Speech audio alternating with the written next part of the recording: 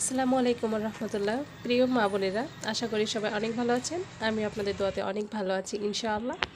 আজকে আমি আপনাদের সামনে নিয়ে এসেছি কিভাবে খুব সহজে মাত্র ঘরে থাকা দুটো উপকরণ দিয়ে আপনারা ইরেগুলার পিরিয়ড বা অনিয়মিত মাসিককে নিয়মিত করতে পারেন। প্রিয় মা বোনেরা, এই ভিডিওটি আপনাদের জন্য খুবই হেল্পফুল হবে আশা করি, তাই ভিডিওটি সবাই শেষ পর্যন্ত না টেনে দেখে যাবেন এবং এই ভিডিওটি আপনাদের জন্য খুবই কার্যকরী একটা ভিডিও হবে আশা করি। এখন আমরা আসি অনিয়মিত মাসিক বা ইরেগুলার পিরিয়ডটা কী। অনিয়মিত মাসিক হলো যে সকল মা বোনদের প্রতি মাসে বা মান্থলি যে পিরিয়ডটা হয়ে থাকে সেটা না হয়ে যদি 2 মাস পরপর বা 3 মাস 6 মাস পরপর হয়ে থাকে সেটাকে আমরা অনিয়মিত বলে থাকি। এছাড়াও যদি 28 থেকে 35 দিনের মধ্যেও যদি কারোর পিরিয়ড না হয় সেটাকে আমরা ইরেগুলার পিরিয়ড বা অনিয়মিত মাসিক বলে থাকি। তাই যদি কারোর এই ধরনের সমস্যা হয়ে থাকে অবশ্যই বুঝতে হবে যে তার অনিয়মিত মাসিক বা ইরেগুলার পিরিয়ড হচ্ছে, এবং এরকম যদি সমস্যা থাকে অবশ্যই আমার ভিডিওটি শেষ পর্যন্ত দেখবেন। এখন আমরা আসি কিভাবে আমরা ইরেগুলার পিরিয়ড বা অনিয়মিত মাসিককে নিয়মিত করতে পারি। মাত্র দুটি ঘরে থাকা উপকরণ দিয়ে আমরা এই ইরেগুলার পিরিয়ড বা অনিয়মিত মাসিককে নিয়মিত করব। প্রথমে আসি হলুদের গুঁড়া, যেটাকে আমরা টারমারিক পাউডার বলে থাকি। এই হলুদের গুঁড়া লাগবে, আর লাগবে এর সাথে ধনিয়া বা যেটাকে কোরিয়ান্ডার সিডস বলা হয়। এই দুটো উপকরণ দিয়েই আমরা যে রেমেডিটা তৈরি করব সেটাই আমাদের এই অনিয়মিত মাসিক বা ইরেগুলার পিরিয়ডকে নিয়মিত করে দিবে। তো প্রিয় মা বোনেরা, কীভাবে এই দুটো দিয়ে আপনারা রেমেডিটা তৈরি করবেন। প্রথমে একটা পাত্রে আপনারা 1.5 গ্লাস মতো পানি নেবেন। 1.5 গ্লাস পানি নিয়ে সেটাকে ভালোভাবে ফুটতে দিবেন। যখন পানিটা ফুটতে শুরু করবে তখন তাতে দিবেন হাফ চা চামচের মতো টারমারিক পাউডার বা হলুদের গুঁড়া। এই হলুদের গুঁড়া আপনারা সব সময় ভালোটা নেওয়ার চেষ্টা করবেন, যেটা আপনারা রান্নাতে ইউজ করে থাকেন ওই হলুদের গুঁড়োটা নিলে হবে।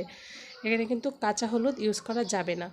এই হলুদের গুঁড়ার সাথে আপনারা 1 থেকে 1.5 চা চামচের মতো ধনিয়া বা আস্ত ধনিয়া দিতে হবে। এখানে কিন্তু গুঁড়ো ধনিয়া দিলে হবে না।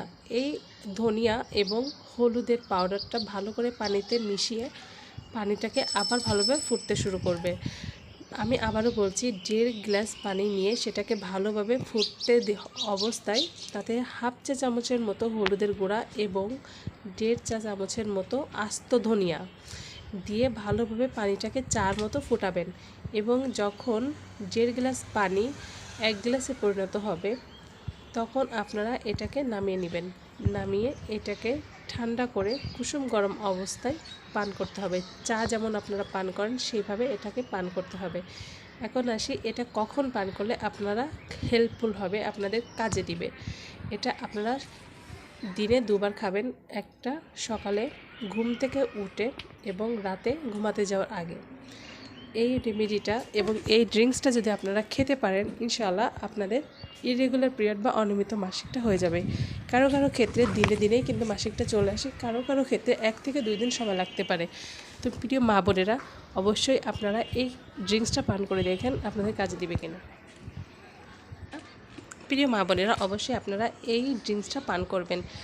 এবং আরেকটা কথা বলে রাখি, এটা কিন্তু পিরিয়ড শুরু হওয়ার 2 থেকে 3 দিন আগে থেকে এই ড্রিঙ্কসটা আপনারা দিনে 2 বার করে খাওয়া শুরু করেন। দেখবেন আপনাদের প্রতি মাসে পিরিয়ডটা হবে এবং ইরেগুলার বা অনিয়মিত মাসিকে যে সমস্যাটা রয়েছে সেটাও কিন্তু দূর হয়ে যাবে। তো এটা আপনারা প্রতি মাসে আপনাদের মাসিক হওয়ার আগে খাবেন, দেখবেন আপনাদের কোনো টেনশন ছাড়াই পিরিয়ডটা হয়ে গেছে। তো আজকে এই পর্যন্তই। আপনাদের ভালো লাগলে অবশ্যই আমার চ্যানেলটির সাথে থাকবেন। আল্লাহ হাফেজ।